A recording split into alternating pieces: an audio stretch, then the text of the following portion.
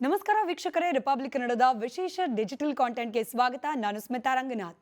ರಾಜ್ಯ ಕಾಂಗ್ರೆಸ್ ಪಾಳ್ಯದಲ್ಲಿ ಕಾಂಗ್ರೆಸ್ ವರ್ಸಸ್ ಕಾಂಗ್ರೆಸ್ ಅನ್ನೋ ಪರಿಸ್ಥಿತಿ ನಿರ್ಮಾಣವಾಗಿರೋದು ನಿಮಗೆಲ್ಲ ಗೊತ್ತೇ ಇದೆ. ಪ್ರತಿದಿನ ಒಬ್ಬೊಬ್ಬ ಅಸಮಾಧಾನಿತ ಕಾಂಗ್ರೆಸ್ನ ನಾಯಕರೇ ಮಾಧ್ಯಮದ ಮುಂದೆ ಬಂದು ತಮ್ಮ ಅಸಮಾಧಾನವನ್ನ ತೋಡ್ಕೊಳ್ತಿದ್ದಾರೆ. ಹೀಗೆ ಅಸಮಾಧಾನವನ್ನ ತೋಡ್ಕೊಂಡ ನಾಯಕರ ಮಾತಿಗೆ ಪ್ರತಿಕ್ರಿಯೆ ನೀಡಲಿಕ್ಕೆ ಹೋಗಿ ಮತ್ತಷ್ಟು ಮಂದಿ ಕಾಂಗ್ರೆಸ್ನ ನಾಯಕರು ಬಹಿರಂಗವಾಗಿ ಕಾಂಗ್ರೆಸ್ ಪಾಳ್ಯದಲ್ಲಿ ಎಲ್ಲವೂ ಸರಿ ಇಲ್ಲ ಅನ್ನೋದನ್ನ ವ್ಯಕ್ತಪಡಿಸ್ತಾ ಇದ್ದಾರೆ.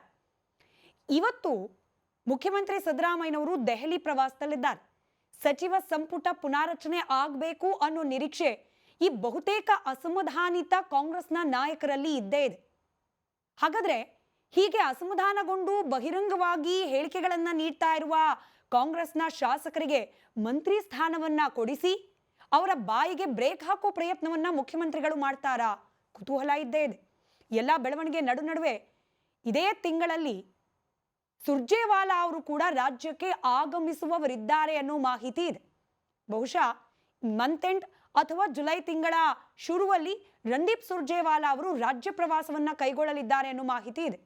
ಹಾಗೆ ಬರುವವರು ಮಂತ್ರಿ ಸ್ಥಾನ ಕೊಡೋದು ಎಷ್ಟು ಪಕ್ಕ ಆಗುತ್ತೋ ಇಲ್ಲೋ ಗೊತ್ತಿಲ್ಲ. ಸಚಿವ ಸಂಪುಟ ಪುನಾರಚನೆ ಬಗ್ಗೆ ಕಾಂಗ್ರೆಸ್ನ ಹೈಕಮಾಂಡ್ ಮುಖ್ಯಮಂತ್ರಿಗಳಿಗೆ ಗ್ರೀನ್ ಸಿಗ್ನಲ್ ಕೊಡುತ್ತೋ ಇಲ್ವೋ ಗೊತ್ತಿಲ್ಲ. ಆದ್ರೆ ಅಟ್ಲೀಸ್ಟ್ ರಣದೀಪ್ ಸುರ್ಜೇವಾಲಾ ಅವರ ಈ ಭೇಟಿ ಅಸಮಾಧಾನಗೊಂಡಿರುವ ಶಾಸಕರನ್ನ ಭೇಟಿ ಆಗುವ ಸಲುವಾಗಿ ಆಗುತ್ತಾ?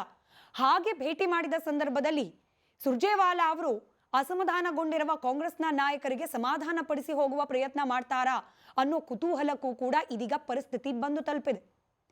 ಒಂದು ಅರ್ಥದಲ್ಲಿ ಕಾಂಗ್ರೆಸ್ಗೆ ಈ ಬಾರಿಯ ಅಂದ್ರೆ ಕಳೆದ ಬಾರಿ ಏನು ಚುನಾವಣೆ ಆಯಿತು, ವಿಧಾನಸಭಾ ಚುನಾವಣೆ, ಆ ಸಂದರ್ಭದಲ್ಲಿ ಮತದಾರರು ಕೊಟ್ಟಿರೋದು ಸುಭದ್ರ ಬಹುಮತದ ಸರ್ಕಾರ ರಚನೆ ಆಗ್ಲಿಕ್ಕೆ ಬೇಕಾದ ಶಾಸಕರ ಬಲ. ಚುನಾವಣೆ ನಡೆದ ಸಂದರ್ಭದಲ್ಲೇನೆ 135ರಷ್ಟು ಶಾಸಕರು ಕಾಂಗ್ರೆಸ್ನಿಂದ ಗೆದ್ರು. ಹೀಗಾಗಿ 5 ವರ್ಷಗಳ ಕಾಲ ಗಟ್ಟಿಮುಟ್ಟಾದ ಸರ್ಕಾರ ರಚನೆ ಆಗತ್ತೆ, ನಡೆಯತ್ತೆ, ಆಡಳಿತ ವ್ಯವಸ್ಥೆಯಲ್ಲಿ ಸುಧಾರಣೆ ಆಗತ್ತೆ, ಭ್ರಷ್ಟಾಚಾರಕ್ಕೆ ಕಡಿವಾಣ ಬೀಳತ್ತೆ, ಜನರ ಬದುಕು ಹಸನಾಗತ್ತೆ ಅನ್ನೋ ನಿರೀಕ್ಷೆಯಲ್ಲಿದ್ರು ಮತದಾರರು. ಆದರೆ ಹೀಗೆ ರಚನೆಯಾದ ಸರ್ಕಾರ 6 ತಿಂಗಳು 3 ತಿಂಗಳು ಕೂಡ ಆಗಿಲ್ಲ, ಆಲ್ರೆಡಿ ಶುರುವಾಯಿತು ಕುರ್ಚಿ ಕದನ. ಯಾವಾಗ ಡಿ ಕೆ ಶಿವಕುಮಾರ್ ಹಾಗೆ ಸಿದ್ದರಾಮಯ್ಯನವರ ನಡುವೆ ಈ ಸಿಎಂ ಕುರ್ಚಿ ಹಂಚಿಕೆ ವಿಚಾರಕ್ಕೆ ಸಂಬಂಧಪಟ್ಟಂತೆ ಹೊಂದಾಣಿಕೆ ಆಗಿರಬಹುದು ಅಥವಾ ಒಂದು ಫಾರ್ಮುಲಾ ರಚನೆ ಆಗಿರಬಹುದು ಅನ್ನೋ ಚರ್ಚೆಗಳು ಪ್ರಾರಂಭ ಆಯಿತು, ಆ ಕ್ಷಣದಿಂದಲೂ ಕಾಂಗ್ರೆಸ್ ಪಾಳ್ಯದಲ್ಲಿ ಕ್ಲಿಯರ್ ಡಿವಿಷನ್ ಶುರುವಾಗಿ ಹೋಯಿತು. ಒಂದು ಕಡೆ ಸಿದ್ದರಾಮಯ್ಯ ಬಣ, ಮತ್ತೊಂದು ಕಡೆಯಲ್ಲಿ ಡಿ ಕೆ ಶಿವಕುಮಾರ್ ಅವರ ಬಣ.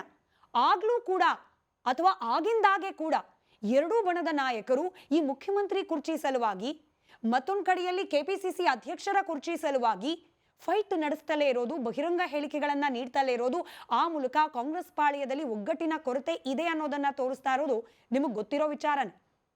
ಆದ್ರೆ ಕೇವಲ ಕುರ್ಚಿ ಕದನಕ್ಕೆ ಮಾತ್ರ ಸೀಮಿತವಾಗಿ ಉಳಿದಿಲ್ವಲ್ಲ, ಇದೀಗ ಕಾಂಗ್ರೆಸ್ನ ಒಳಗಿರುವ ಆಂತರಿಕ ಭಿನ್ನಾಭಿಪ್ರಾಯಗಳು, ಬೇಗುದಿಗಳು ಇದನ್ನ ಮೀರಿ ಈಗ ಇಲಾಖೆಗಳಲ್ಲಿ ನಡೀತಾ ಇರುವ ಭ್ರಷ್ಟಾಚಾರವನ್ನ ಬಹಿರಂಗವಾಗಿ ಒಪ್ಪಿಕೊಳ್ಳುವ, ಕಾಂಗ್ರೆಸ್ ಸರ್ಕಾರ ಈ ಅವಧಿಯಲ್ಲಿ ಪ್ರಾರಂಭವಾದ ನಂತರದಲ್ಲಿ ರಾಜ್ಯದಲ್ಲಿ ಭ್ರಷ್ಟಾಚಾರ ಹೆಚ್ಚಾಗಿದೆ ಅನ್ನೋದನ್ನ ಕೂಡ ಬಹಿರಂಗವಾಗಿ ಕಾಂಗ್ರೆಸ್ನ ನಾಯಕರೇ ಹೇಳೋ ಹಂತಕ್ಕೆ ಬಂದು ನಿಂತಿದೆ. ನಿಮಗೆ ಗೊತ್ತಿದೆ, BR ಪಾಟೀಲ್ ಅವರ ಆಡಿಯೋ ಬಾಂಬ್, ಯಾವಾಗ ವಸತಿ ಇಲಾಖೆಯಲ್ಲಿ ಮನೆ ಕೊಟ್ರೆ ಮನೆ ಅನ್ನೋ ರೀತಿಯ ಸಂಭಾಷಣೆ ಲೀಕ್ ಆಯ್ತೋ ಆಗಿನಿಂದ ಮತ್ತೊಂದು ಸುತ್ತಿನಲ್ಲಿ ಕಾಂಗ್ರೆಸ್ನ ನಾಯಕರು ಹೊರಬಂದು ಬಹಿರಂಗ ಹೇಳಿಕೆಗಳನ್ನ ತಮ್ಮದೇ ಸರ್ಕಾರದ ವಿರುದ್ಧ, ತಮ್ಮದೇ ಪಕ್ಷದ ನಾಯಕರ ವಿರುದ್ಧ ಕೊಡೋದನ್ನ ಶುರು ಮಾಡಿದ್ದಾರೆ. ನೆನ್ನೆ ರಿಪಬ್ಲಿಕ್ ಕನ್ನಡದಲ್ಲಿ BR ಪಾಟೀಲ್ರ ಎಕ್ಸ್ಕ್ಲೂಸಿವ್ ಸಂದರ್ಶನ ಆಯ್ತು. ಆಗ್ಲೂ ಕೂಡ ಅವ್ರು ಹೇಳಿದಿಷ್ಟೇ, ಭ್ರಷ್ಟಾಚಾರ ನಡೀತಿದೆ ಅನ್ನೋದನ್ನ ಗಮನಕ್ಕೆ ಬಂದಿದೆ. ಭ್ರಷ್ಟಾಚಾರವನ್ನ ಕಣ್ಣಾರೆ ಕಂಡು ಕೂಡ ಸುಮ್ಮನೆ ಕೂರುವಂತಹ ಮನಸ್ಥಿತಿ ನಮ್ದಲ್ಲ.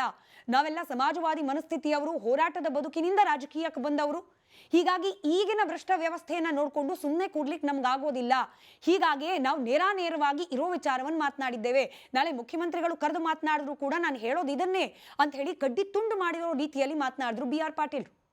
ಅಲ್ಲಿಗೆ ನಿಲ್ಲಿಲ್ಲಲ್ಲ, BR ಪಾಟೀಲ್ರ ನಂತರದಲ್ಲೇ ಬಂತು ರಾಜು ಕಾಗೆ ಅವರ ರಾಜೀನಾಮೆಯ ಮಾತು. ವ್ಯವಸ್ಥೆ ಹದಗೆಟ್ಟು ಬಿಟ್ಟಿದೆ, ಇಂಥ ಪರಿಸ್ಥಿತಿಯಲ್ಲಿ ಎಮ್ಮೆ ಕಾಯೋದು ಬೆಟರು, MLA ಆಗ್ಲಿಕ್ಕೆ ಸಾಧ್ಯ ಇಲ್ಲ ಅಂತ ಹೇಳಿ ಬಹಿರಂಗವಾಗಿ ಅಸಮಾಧಾನವನ್ನ ತೋಡ್ಕೊಂಡ್ರು ರಾಜು ಕಾಗೆ ಅವರು.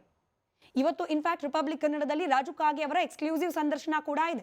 ಆ ಸಂದರ್ಶನದಲ್ಲಿ ಕಾಂಗ್ರೆಸ್ನ ಒಳಗಿರುವ ಸದ್ಯದ ಪರಿಸ್ಥಿತಿ ಹೇಗಿದೆ ಅನ್ನೋದನ್ನ ಎಳೆ ಎಳೆಯಾಗಿ ವಿವರಿಸಿದ್ದಾರೆ ರಾಜು ಕಾಗೆ ಅವರು.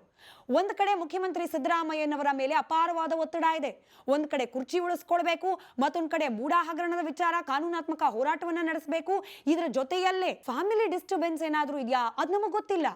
ಎಲ್ಲಾ ವಿಚಾರಗಳ ಒತ್ತಡ ಮುಖ್ಯಮಂತ್ರಿ ಸಿದ್ದರಾಮಯ್ಯನವರು ಬದಲಾಗೋ ರೀತಿಯಲ್ಲಿ ಮಾಡಿಬಿಟ್ಟಿದೆ ಅನ್ನೋದು ರಾಜು ಕಾಗೆ ಅವರ ಅಬ್ಸರ್ವೇಷನ್. ಹಿಂದಿನ ಅವಧಿಯಲ್ಲಿ ಮುಖ್ಯಮಂತ್ರಿಗಳಾಗಿದ್ದಾಗ ಸಿದ್ದರಾಮಯ್ಯನವರು ಯಾವ ರೀತಿ ಸಮಾಜದ ಪರವಾಗಿ, ಅಲ್ಪಸಂಖ್ಯಾತರು, ಹಿಂದುಳಿದವರ ಪರವಾಗಿ ನಿಲ್ತಾ ಇದ್ರು, ಆ ರೀತಿಯ ಕಾರ್ಯವೈಖರಿ ಸಿದ್ದರಾಮಯ್ಯನವರ ಕಡೆಯಿಂದ, ಅವರ ನೇತೃತ್ವದ ಸರ್ಕಾರದ ಕಡೆಯಿಂದ ನಾವು ನಿರೀಕ್ಷೆ ಮಾಡಲಿಕ್ಕೆ ಸಾಧ್ಯ ಆಗ್ತಾ ಇಲ್ಲ. ವ್ಯವಸ್ಥೆ ಅಷ್ಟು ಹದಗೆಟ್ಟಿದೆ ಅನ್ನೋದು ರಾಜು ಕಾಗೆ ಅವ್ರ ಮಾತು. ಇದರ ಜೊತೆಯಲ್ಲೇ ಯಾರೆಲ್ಲ ಡಿ.ಕೆ. ಶಿವಕುಮಾರ್ ಅವರಿಗೆ ಜೈ ಅಂತಾರೆ, ಅವರು ಮುಖ್ಯಮಂತ್ರಿ ಆಗ್ಲಿ ಅಂತ ಹೇಳಿ ಕೈ ಎತ್ತುತ್ತಾರೆ, ಅಂಥವ್ರ ಕೆಲಸ ಬೇಗ ಆಗತ್ತೆ ಅನ್ನೋದನ್ನ ಕೂಡ ರಾಜು ಕಾಗೆ ಅವರು ಮಾತನಾಡಿದ್ದಾರೆ. ಅಲ್ಲಿಗೆ ಕಾಂಗ್ರೆಸ್ ಪಕ್ಷದ ಒಳಗೆ ಅಸಮಾಧಾನ ಇದೆ ಅನ್ನೋದನ್ನ ಈ ಇಬ್ಬರು ನಾಯಕರು ಬಹಿರಂಗವಾಗಿ ಒಪ್ಕೊಂಡಿದ್ದಾರೆ. ಅಲ್ಲಿಗೆ ಅಸಮಾಧಾನವನ್ನ ಹೊರಹಾಕ್ತವರು ಕೇವಲ ರಾಜು ಕಾಗೆ ಹಾಗೆ ಬಿ.ಆರ್. ಪಾಟೀಲ್ ಅಷ್ಟೇನಾ? ಆ ಪ್ರಶ್ನೆಗೆ ಉತ್ತರ ಸ್ಪಷ್ಟವಾಗಿ ಇಲ್ಲ. ಇವರಿಬ್ರು ಹೇಳೋ ಪ್ರಕಾರ ಕಾಂಗ್ರೆಸ್ನ ಒಳಗೆ ಇನ್ನೂ ಅನೇಕ ಮಂದಿ ಅಸಮಾಧಾನಗೊಂಡಿರುವವರಿದ್ದಾರೆ. ಯಾವ ಕೆಲಸ ಕೂಡ ಆಗ್ತಿಲ್ಲ, ದುಡ್ಡು ಕೊಟ್ರೆ ಮಾತ್ರ ಕೆಲಸ ಅನ್ನೋ ಪರಿಸ್ಥಿತಿಯಲ್ಲಿ ಅಧಿಕಾರಿಗಳಿದ್ದಾರೆ. ಇಲಾಖೆಯ ಅಧಿಕಾರಿಗಳ ಮೇಲೆ ಕಂಟ್ರೋಲೇ ಇಲ್ಲದೆ ಇರೋ ಪರಿಸ್ಥಿತಿಯಲ್ಲಿ ಸಚಿವರಿದ್ದಾರೆ. ಅಲ್ಲಿಗೆ ಎಲ್ಲವೂ ಕೂಡ ಔಟ್ ಆಫ್ ಕಂಟ್ರೋಲ್. ಅಧಿಕಾರಿಗಳು ಸಚಿವರ ಮಾತು ಕೇಳ್ತಿಲ್ಲ, ಸಚಿವರು ಅಧಿಕಾರಿಗಳಿಗೆ ಬುದ್ಧಿ ಮಾತು ಹೇಳ್ತಾ ಇಲ್ಲ. ನಾವುಗಳು ಕ್ಷೇತ್ರಕ್ಕೆ ಹೋದ್ರೆ ಅನುದಾನ ನಮ್ಮ ಕೈಗೆ ಸಿಗದೆ ಇರೋ ಕಾರಣಕ್ಕೆ ಜನ ನಮ್ಮನ್ನ ಪ್ರಶ್ನೆ ಕೇಳ್ತಿದ್ದಾರೆ. ಶಾಸಕರಿದ್ದೀರಿ, ತಾವು ಏನ್ ಮಾಡ್ತಿದ್ದೀರಿ ನಮ್ಮ ಊರಿಗೆ, ನಮ್ಮ ಗ್ರಾಮಕ್ಕೆ ಅಂತ ಹೇಳಿ ನಮಗ್ ಪ್ರಶ್ನೆ ಕೇಳ್ತಿದ್ದಾರೆ. ಹೀಗೆ ಕಾಂಗ್ರೆಸ್ ಸರ್ಕಾರದ ಒಳಗಡೆ ಎಲ್ಲವೂ ಕೂಡ ಅಸ್ತವ್ಯಸ್ತವಾಗಿದೆ ಅಂತ ಹೇಳಿ ಹೇಳುವವರು ಅನೇಕರಿದ್ದಾರೆ. ಆದರೆ ಬಹಿರಂಗವಾಗಿ ಹೇಳಲಿಕ್ಕೆ ಮುಂದಾಗ್ತಿಲ್ಲ ಅನ್ನೋದು ರಾಜು ಕಾಗೆ ಹಾಗೆ ಬಿ.ಆರ್. ಪಾಟೀಲ್ರ ಮಾತು. ವೀಕ್ಷಕರೇ, ನಾನಾಗಲೇ ಹೇಳ್ತಾ ಇದ್ದ ಹಾಗೆ ಕೇವಲ ಸಚಿವ ಸ್ಥಾನದ ನಿರೀಕ್ಷೆಯಿಂದ ಅಥವಾ ಆಕಾಂಕ್ಷೆಯಿಂದ ಹೀಗೆ ಬಿ.ಆರ್. ಪಾಟೀಲ್ ಹಾಗೆ ರಾಜು ಕಾಗೆ ಅವರು ಈ ವಿಚಾರಗಳನ್ನ ಹೊರಹಾಕ್ತಿದ್ದಾರೆ ಅನ್ನೋದೇ ಸತ್ಯವಾದರೂ ಕೂಡ ಅವರಿಬ್ರು ಇದನ್ನ ಅಲ್ಲಗಳೆದಿದ್ದಾರೆ. ಸಚಿವ ಸ್ಥಾನ ನಮಗೆ ಬೇಕಾಗೇ ಇಲ್ಲ, ವ್ಯವಸ್ಥೆ ಸರಿ ಹೋದ್ರೆ ಸಾಕು ಅಂತ ಹೇಳಿ. ಎನಿವೆ, ರಾಜಕಾರಣಿಗಳು ಹೇಳೋದೊಂದು ಮಾಡೋದೊಂದು ಅನ್ನೋ ರೀತಿಯಲ್ಲೇ ನಾವು ಇದನ್ನ ಅರ್ಥ ಮಾಡ್ಕೊಂಡ್ರು ಕೂಡ ಸಚಿವ ಸ್ಥಾನದ ನಿರೀಕ್ಷೆ ಇಟ್ಕೊಂಡೇ ಹೇಳ್ತಿದ್ರು ಕೂಡ ಹೇಳ್ತಿರೋದು ಸತ್ಯ ಅಲ್ವಾ? ಭ್ರಷ್ಟಾಚಾರ ಹೆಚ್ಚಾಗಿದೆ, ಅದನ್ನ ಜನ ಕೂಡ ಅನುಭವಿಸ್ತಾ ಇದ್ದಾರೆ. ಕೆಲಸ ಕಾಮಗಾರಿಗಳಾಗ್ತಾ ಇಲ್ಲ, ಅದು ಕಣ್ಣು ಮುಂದೆನೆ ಗೊತ್ತಾಗ್ತಾ ಇದೆ. ರಸ್ತೆಯಿಂದ ಹಿಡಿದು ಕುಡಿಯೋ ನೀರು, ಕಾಮಗಾರಿಗಳು ಎಲ್ಲದರಲ್ಲೂ ಕೂಡ ವಿಳಂಬ ಆಗ್ತಾ ಇದೆ, ಸತ್ಯ ಅದು. ಹಾಗಾದ್ರೆ ತಮ್ಮ ಒಳಗಿದ್ದ ಅಸಮಾಧಾನವನ್ನ ಹೊರಹಾಕೋ ಬರದಲ್ಲಿ ಕಾಂಗ್ರೆಸ್ನ ಈ ಅಸಮಾಧಾನಿತ ನಾಯಕರು ಇರೋ ಸತ್ಯವನ್ನೇ ಬಹಿರಂಗಪಡಿಸ್ತಾ ಇದ್ದಾರಲ್ವಾ? ಅದರಿಂದ ಕಾಂಗ್ರೆಸ್ ಸರ್ಕಾರಕ್ಕೆ ಮತ್ತಷ್ಟು ಮಗದಷ್ಟು ಮುಜುಗರ ಆಗೋ ರೀತಿಯ ಪ್ರಸಂಗಗಳು ನಿರ್ಮಾಣ ಆಗ್ತಿದೆಯಲ್ಲ ಅನ್ನೋ ಸಹಜ ಕುತೂಹಲ. ಮುಖ್ಯಮಂತ್ರಿ ಸಿದ್ದರಾಮಯ್ಯನವರಾಗ್ಲಿ ಅಥವಾ ಉಪಮುಖ್ಯಮಂತ್ರಿ ಡಿ.ಕೆ. ಶಿವಕುಮಾರ್ ಅವರಾಗ್ಲಿ ಈ ಬಗ್ಗೆ ಹೆಚ್ಚು ತಲೆ ಕೆಡಿಸ್ಕೊಂಡಂಗೆ ಕಾಣ್ತಾ ಇಲ್ಲ. ಡಿ.ಕೆ. ಶಿವಕುಮಾರ್ ಅವರನ್ನ ಈ ಅಸಮಾಧಾನ ಹಾಗೆ ಅಸಮಾಧಾನಿತರು ಹೇಳ್ತಾ ಇರುವ ಹೇಳಿಕೆಗಳ ಬಗ್ಗೆ ಪ್ರಶ್ನೆ ಕೇಳಿದ್ರೆ ನನ್ಗೇನು ಗೊತ್ತೇ ಇಲ್ಲ ಅಂತಾರೆ. ಮತ್ತೊಂದು ಕಡೆಯಲ್ಲಿ ಮುಖ್ಯಮಂತ್ರಿ ಸಿದ್ದರಾಮಯ್ಯನವರು ದೆಹಲಿ ಪ್ರವಾಸದಲ್ಲಿದ್ದಾರೆ. ಪತ್ರಕರ್ತರು ಕೇಳೋ ಪ್ರಶ್ನೆಗೆ ಅವ್ರು ಕೊಡೋ ಉತ್ತರ ನಿಮಗೆ ಗೊತ್ತೇ ಇದೆ.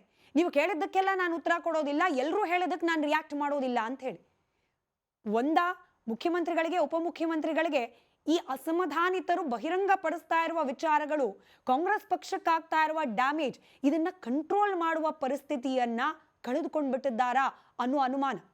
ಅಥವಾ ಇಲ್ಲೂ ಕೂಡ ಹೊಂದಾಣಿಕೆ ಕೊಡ್ತಾ ಇದೆಯಾ? ಹೇಳ್ತಿರೋದು ಮುಖ್ಯಮಂತ್ರಿಗಳ ಕಡೆಗಲ್ವಾ, ಬೊಟ್ಟು ತೋರಿಸ್ತಾ ಇರೋದು ಸಿಎಂ ಸಿದ್ದರಾಮಯ್ಯನವರ ಕಡೆಗೆ. ನನಗ್ಯಾಕಿದ್ರು ಉಸಾಬರಿ ಅನ್ನೋ ಪರಿಸ್ಥಿತಿಯಲ್ಲಿ ಮನಸ್ಥಿತಿಯಲ್ಲಿ ಡಿ.ಕೆ. ಶಿವಕುಮಾರ್ ಅವರಿದ್ದಾರಾ? ಈ ಅನುಮಾನ ಕೂಡ ಕಾಣ್ತಾ ಇದೆ.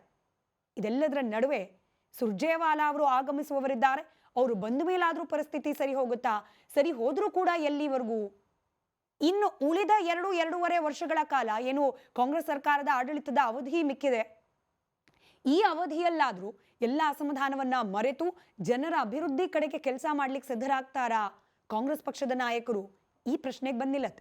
ಈ ಪ್ರಶ್ನೆಗೆ ವಿರೋಧ ಪಕ್ಷ ಬಿಜೆಪಿ ಹೇಳ್ತಿರೋ ಉತ್ತರ, ಕೆಲವೇ ಕೆಲ ದಿನಗಳಲ್ಲಿ ರಾಜಕೀಯ ಸ್ಥಿತ್ಯಂತರ ಆಗೋದಿದೆ, ರಾಜಕೀಯ ಧ್ರುವೀಕರಣಕ್ಕೆ ಇವೆಲ್ಲವೂ ಕೂಡ ಮುನ್ನುಡಿ. ಶೆಟ್ಟರ್ ಅವರು ಹೇಳಿದ ಮಾತಿದು.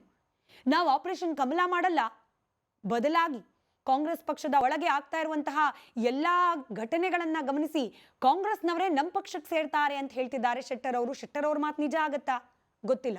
ಆದ್ರೆ ಪ್ರಜಾಪ್ರಭುತ್ವ ವ್ಯವಸ್ಥೆಯಲ್ಲಿ ಒಂದು ಚುನಾವಣೆ ಆಗುತ್ತೆ ಅಂತ ಹೇಳಿ ಕೋಟ್ಯಾಂತರ ರೂಪಾಯಿ ಖರ್ಚು, ಜನರ ತೆರಿಗೆ ದುಡ್ಡು, ಅಷ್ಟೆಲ್ಲ ದುಡ್ಡು ಖರ್ಚು ಮಾಡಿ ರಚನೆಯಾಗಿರುವ ಸರ್ಕಾರ ಹೀಗೆ ಅಸ್ಥಿರವಾಗಿಬಿಟ್ರೆ ಜನರಿಗೆ ಉತ್ತರ ಕೊಡೋರು ಯಾರು ಅನ್ನೋ ಪ್ರಶ್ನೆಯೊಂದಿಗೆ ಇವತ್ತಿನ ಈ ವಿಶೇಷ ಸಂಚಿಕೆಯನ್ನು ಮುಗಿಸ್ತಾ ಇದ್ದೀನಿ. ನೋಡ್ತಾ ಇರಿ ರಿಪಬ್ಲಿಕ್ ಕನ್ನಡ, ಇದು ನಿಮ್ಮ ಧ್ವನಿ.